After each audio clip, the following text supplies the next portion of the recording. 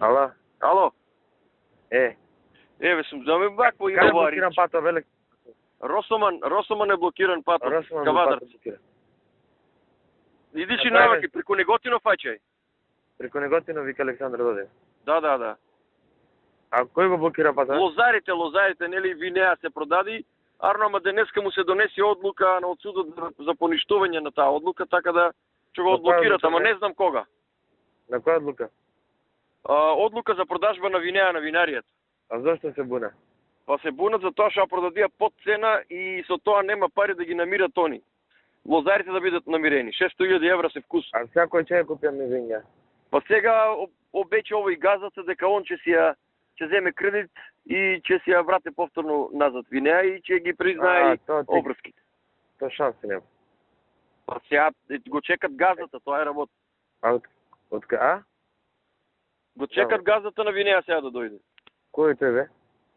Од Велес, не знам од каде немите. Мислам дека Велес е породом. Кажи ми сега, не се интересира кај е блокирано? Не знаеш? Значи Росоман на клучката блокирано? на бензинската пумпа тука кога се врте за Кикавадарци.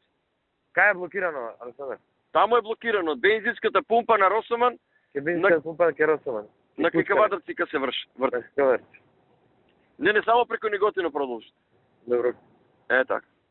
Чекај се. Одам на општински комитет за ова делица.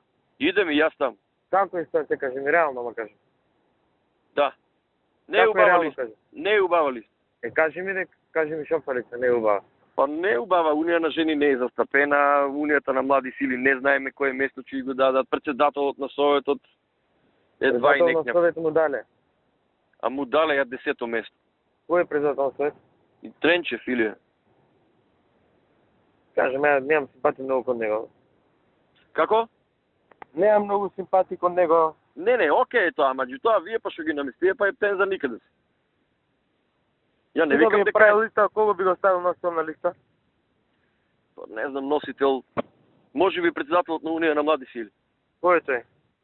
Слободан Ивановски. Заменик градоначалник ми е мене и председател на Унија на млади сили. Кај е тој? Влече младина. Има и Перо Бојков е добар, ама он не сакаше човекот, самиот одбива. Зошто не сака, бе? Не сака, старе, он е 65 години. А оти да не сака? Па не сака, така, он е човекот е повеќе стручњак отколку што е политичар. Да му сам јас можам да направам присак? Не знам сега дали ќе дојде на состанок, не знам. Не бе, не мора да дојде на состанок, ќе сам. Добро. А овој Зоран Јованчев што мислиш? Па и он е некое трето решение, виче, ако не можат вие другите. Звонко Бошков никако? Никако, он 4.500 гласа фана како кандидат за градоначалник, ќе биде за сега носител. А кога беше? Наш беше? Па беше пред мене, беше со Панчо Минов, беше кандидат за градоначалник. Нема човекот сега, знаеш како не можеш ти да испаднеш у кампања и да му се смееш на луѓето сега. А пред тоа никој здраво не му викаш. Кажи ми, уште нешто за белешка на листа, кажи ме? Забелешка, па не знам сега, и таму има луѓе кои што е таа што е секретар што беше форма на ВМРО народ на Паламидова. Нема ништо у партијата, никаков придонес ја стават на листа. Која е таа? Паламидова, Ленче. Да не придонесе овие народно да ги влече. Ама таа е од народна, сега и Горица од народна и сега таа си ја мести. А зошто е тоа, што е работа? Шо е, не знам јас шо е сега. Не била, местните комитети на која е таа тебе некоја роднина што се инцитирал така мовете? Која роднина? Унија на жен да не ти некоја роднина.